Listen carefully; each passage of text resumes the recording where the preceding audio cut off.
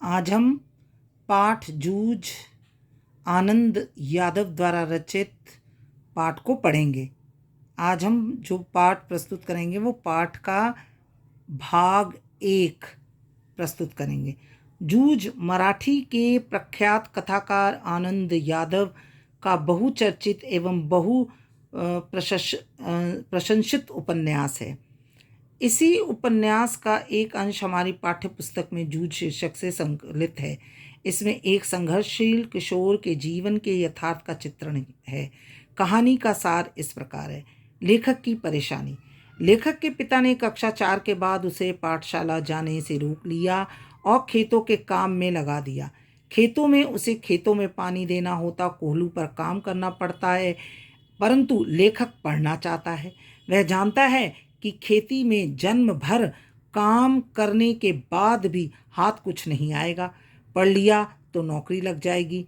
इस बात को वह अपने दादा से कहने की हिम्मत नहीं कर पा रहा है, क्योंकि दादा इस प्रस्ताव को सुनकर ही बुरी तरह से पिटाई करेगा। माँ से मिलकर योजना बनाना। कोल्हू का काम समाप्त हो चुका था। लेखक की माँ कंडे थाप रही थी और लेखक बाल्टी में पानी भरकर अपनी माँ को दे रहा था।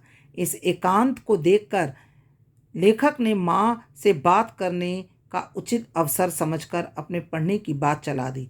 लेखक की माँ ने अपनी लाचारी प्रकट करते हुए कहा कि तेरा दादा तेरे पढ़ने की बात चलाने पर जंगली सूअर की तरह गुर्राता है। लेखक ने माँ को सुझाव दिया कि वह दत्ताजी राव सरकार से मेरे पढ़ने के बारे में बात करें। माँ ने यह प्रस्ताव स्वीकार कर लिया और तय हुआ कि आज रात को दोनों दत्ताजी राव सरकार के पास जाएंगे। दत्ताजी राव देसाई से भेंट। रात को दोनों माँ बेटा राव सरकार के घर गए। माँ भी चाहती थी कि उसका बेटा 7वीं तक की पढ़ाई कर ले। माँ ने दीवार के साथ बैठकर दत्ताजी राव को सब कुछ बता दिया। उसने यह भी बताया कि उसका पति सारा दिन बाजार में रखमाबाई के पास गुजार देता है, खेती के काम में हाथ नहीं लगता। उसने राव को यह भी बता दिया कि खुद काम से बचने के लिए उसने लड़के को पाठशाला जाने से रोक दिया है। लेखक ने राव जी के भाव को अपने अनुकूल देखकर कहा कि अब जनवरी का महीना है, अब भी यदि मुझे पाठशाला भेजा गया तो मैं 2 महीने में 5वीं की सारी तैयारी कर लूँगा और परीक्षा में पास हो जाऊँगा। इस तरह मेरा 1 साल बच जाएगा। मेरा पहले ही 1 साल बर्बाद हो चुका है। दादा की करतूतें सुनकर राव जी को क्रोध आया। उसने कहा, मैं उसे आज ही ठीक करता हूँ। राव जी की योजना।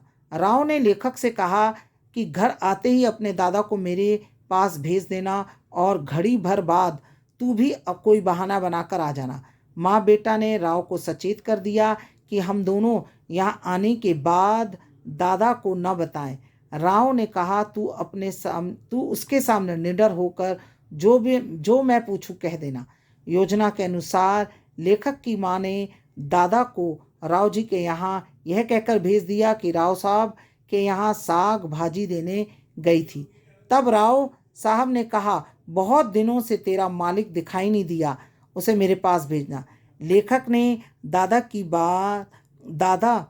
देसाई के बाड़े के बुलावे को सम्मान समझकर आधे घंटे बाद की माँ ने लेखक को यह कहकर भेज दिया कि माँ खाना खाने के लिए बुला रही है। राव जी ने लेखक से पूछा, कौन सी में पढ़ता है रे तू? लेखक ने बताया, 5वीं में था, किंतु अब पाठशाला नहीं जाता। क्यों? के उत्तर में लेखक ने बताया कि दादा ने मना कर दिया, क्योंकि खेतों में पानी लगाने का काम मुझे दे दिया गया। राव ने लेखक के दादा रतनप्पा से जब सच्चाई जाननी चाहिए तो उसने लेखक के कथन को स्वीकार कर लिया। इसके बाद सरकार ने लेखक के दादा को बहुत फटकार लगाई और कहा, खुद खुले सांड की तरह घूमता है। लुगाई और बच्चे बच्चों को खेतों में जोतता है, अपनी मौज मस्ती के लिए लड़के की बलि चढ़ा रहा है। सरकार ने लेखक से कहा, तू कल से पाठशाला जा, मास्टर को फीस दे दे, मन लगा कर पढ़, साल बचाना है। यदि यह तुझे पाठशाला न जाने दे तो मेरे पास चले आना, मैं पढ़ाऊंगा तुझे। लेखक के दादा ने लेखक पर जुआ खेलने, कंडे बेचने, चारा बेचने, सिनेमा देखने, खेलने जाने, घर के काम में ध्यान न देने के अनेक झूठे आरोप लगाए। लेखक ने अपने उत्तर में से देसाई सरकार को संतुष्ट कर दिया। राव जी ने पूछा, तू कभी फेल तो नहीं हुआ? लेखक के मना करने पर उसे कल से पाठशाला जाने का आदेश देकर घर भेज दिया।